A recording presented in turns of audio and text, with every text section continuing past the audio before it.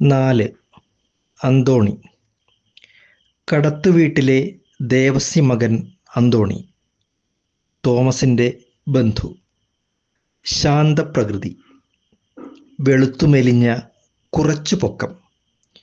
എപ്പോഴും പേടിക്കുന്ന മുയൽക്കുഞ്ഞ്. വിളറിയ കണ്ണ്. അനാരോഗ്യത്തിൻ്റെ നിരന്തരമായ തളർച്ച. വയസ്സ് 50. തോമസിൻ്റെ സമകാലികൻ.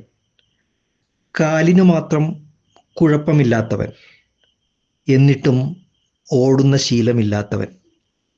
അവിവാഹിതൻ. ഇപ്പോഴും ജോലിയെ സ്വപ്നം കാണുന്നു. 2.5 വർഷം തോമസിൻ്റെ കൂടെ കണക്കെഴുതി. SSLC ഒറ്റപ്രാവശ്യം കൊണ്ട് ജയിച്ചവൻ എന്ന അഭിമാനം അവൻ്റെ അല്പബുദ്ധിയിൽ തൂവൽ. ക്ഷയം കാർന്നു മരിക്കുമ്പോൾ ദേവസി ക്ഷാമകാലത്ത് വിത്തുചുട്ട് താഴെ വീണ വറ്റും തിന്നു തീർത്തു. തീറ്റയിൽ കടം കയറിപ്പൊള്ളി ഇന്നും കരിഞ്ഞു ജീവിക്കുന്ന അന്തോണിയുടെ അമ്മ വീടു കയറിയിറങ്ങി കൊണ്ടുവന്ന് കൊടുക്കുമ്പോഴും അവന് കലിയാണ്, ദേഷ്യമാണ്. പക്ഷേ ആരോടും മിണ്ടാറേയില്ല. എങ്ങടാ അന്തോണി? വികാരി അച്ഛൻ കുശലം ചോദിച്ചു. അവൻ സാധാരണ പോലെ മൂളി. ഊഹും. സുഖമാണോ? ആ. പതിവ് പോലെ മുഷിഞ്ഞ ഷർട്ടിൻ്റെ കോളറിനിടയ്ക്ക് വെച്ച പഴയ ടവലുമായി നടന്നു. പാവം മാത്യുവിനെ ചെറുപ്പത്തിൽ കഞ്ചാവ് ശീലിപ്പിച്ചത് ദേവസി. അന്നവന് പുകയില കച്ചവടം, കൂടെ വെറ്റിലയും അടയ്ക്കയും. വെറ്റിലക്കൊട്ടയുടെ ചുവട്ടിൽ നിരത്തിയിട്ടിട്ടുള്ള പാളകൾക്കിടയിൽ അല്പം കഞ്ചാവും ഉണ്ടാകും. 10 ബീഡിക്കുള്ള വെടിമരുന്നുമേന്തി പൊടിവഴികൾ അനേകം അവൻ നടന്നു. 33-ൽ കല്യാണമേറുമ്പോൾ ബ്രിജീത്തയ്ക്ക് 20.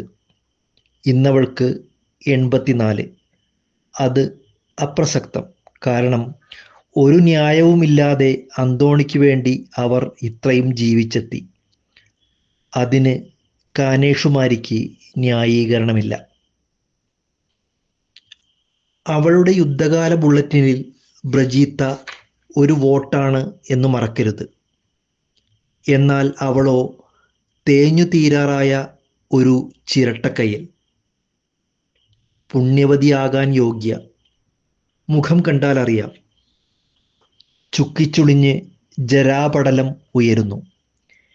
എല്ലുകളിൽ വലിച്ചുകെട്ടിയ ദ്രവിച്ച തുകൽ. വോട്ട് ചെയ്യാൻ ആരോഗ്യം നിലവിലുണ്ട്, തെണ്ടാനുള്ള കരുത്തും. അന്തോണി വല്ലപ്പോഴും തിന്നുന്നത് അതാണ്. അവൻ തെണ്ടുകയില്ല, അഭിമാനിയാണ്.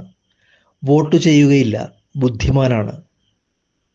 പരീക്ഷ പാസ്സായവനാണ്. വിൽക്കും പാപം വലിച്ചാൽ തീരും. ദേവസിയുടെ വ്രതത്തിൽ പുകചൂടി അന്തോണി വന്നു പിറന്നു. അവൻ കഞ്ചാവ് വലിക്കുകയില്ല, സന്മാർഗിയാണ്. കഞ്ചാവിന് അവനെ പേടിയാണ്. ദൈവശാസ്ത്ര ത്രാസിൻ്റെ താണതട്ടിൽ നിന്നും നിരങ്ങിയിറങ്ങി അന്തോണി ബ്രജീത്തയിൽ ഇളക്കം സൃഷ്ടിക്കുമ്പോൾ കോൾനിലങ്ങൾ പൂത്തുലഞ്ഞ കാലം ദേവസിക്ക് ക്ഷയരോഗം പൂർത്തിയിലെത്തി.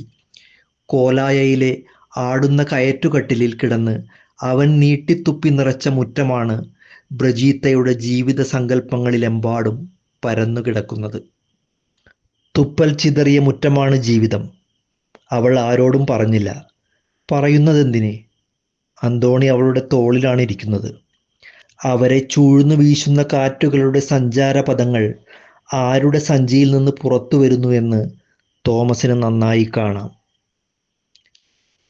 കാഴ്ചകളുടെ പാപഭാരം വിതുമ്പുന്ന തളർച്ചയും ചൂടി ചുമടുതാങ്ങിയിൽ പുകയിലച്ചാക്കിറക്കി നെടുവീർപ്പ് വിട്ട് ചുമച്ചുകൊണ്ട് നിൽക്കുമ്പോൾ ദേവസി അന്തോണിയുടെ ജന്മം അറിഞ്ഞു.